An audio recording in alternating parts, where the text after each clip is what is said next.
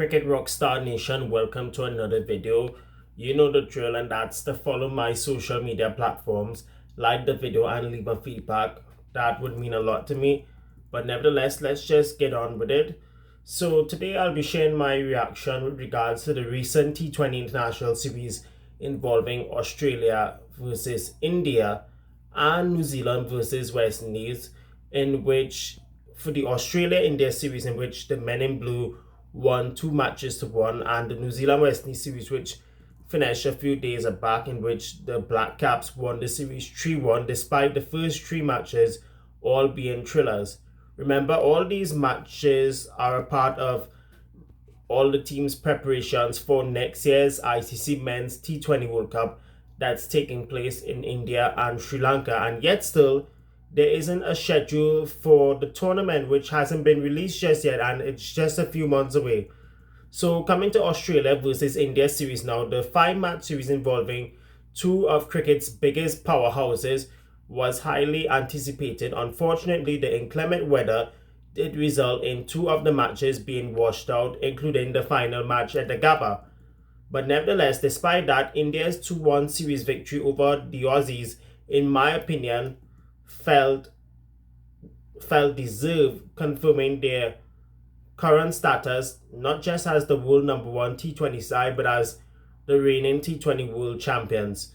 If I be honest with you, that series did witness the continued emergence of India's Abhishek Sharma, who was the player of the series by the end of it all.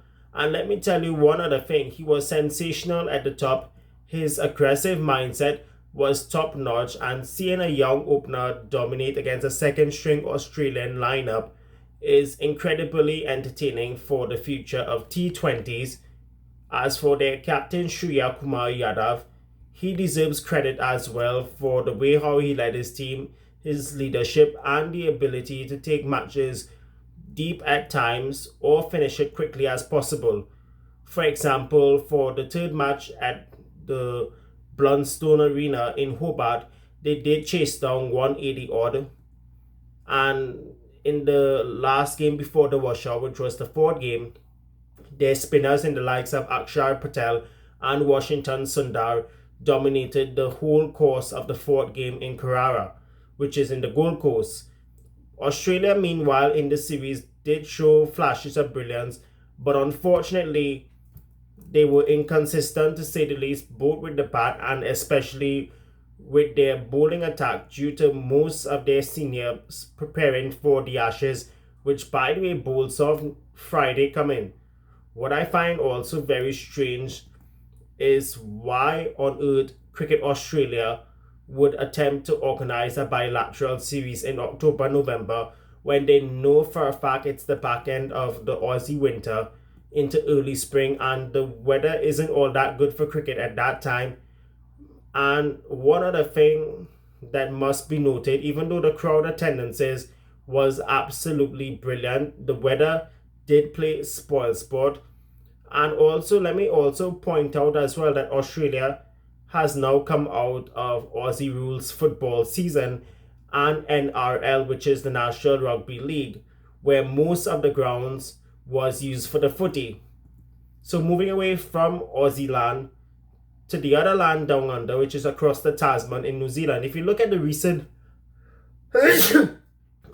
recently concluded New Zealand versus West Indies T20 series, 3 out of the 5 matches were nail biters compared to the last game, in which was a one-sided affair where the Blackcaps totally dominated the West Indies big time. But on the other hand, even though they did win the series 3-1, let me just say the first 3 games was very competitive. And although 1 match was abandoned due to bad weather, it could have been 4-1, because in that game New Zealand did dominate from the start till the weather jackassed the scene quite badly. But overall, the West Indies' only victory in the series opener did show that there's potential. But on the other hand, when the series did went along, there were a lot of close encounters that went all the way to the last ball, and a disappointing finish to say the least. There were two times West Indies could have won the game. That was in the second game, where they needed 60 of the last 4 overs, when they had Rothman Powell and Matthew Ford going guns blazing. Then in the third game, it was the same thing. This time it was Shamar Springer and Romario Shepherd. They took it deep as it gets, but in the end, so close but yet so far. Despite the early competitive nature, the hosts' consistent ability to close out those tight contests ultimately proved the difference, as New Zealand seamers, in particular the player of the series, Jacob Duffy, he exploited the home conditions brilliantly, especially in the last game with that 4-wicket haul in the fifth and final T20, which was a match-winning performance that completely hammered the West Indies top order quite badly. On the other hand, West Indies top order throughout the T20 series was a disappointment to say the least. Why? Because almost all of the time throughout the 5 games, they had to rely on its lower order in the last few games, led by Romario Shepherd and Matthew Ford and a few others, did hint that there's a lot of fragility in the batting lineup that they need to fix very quickly, because the World Cup is just a few months away. That is one thing they must address. 2, most importantly, their dead bowling. It's a damn ass concern and it needs to be addressed. And the other thing that needs to be addressed too, the last T20 World Cup in which they did host, their dot ball percentage was very high. That is something that they need to fix very, very quickly. Otherwise, the other teams are going to bamboozle them. That's all I'll say for this video. Till next time, remember to always be good, be cool, stay frosty, and of course, I'll catch you later. Take care.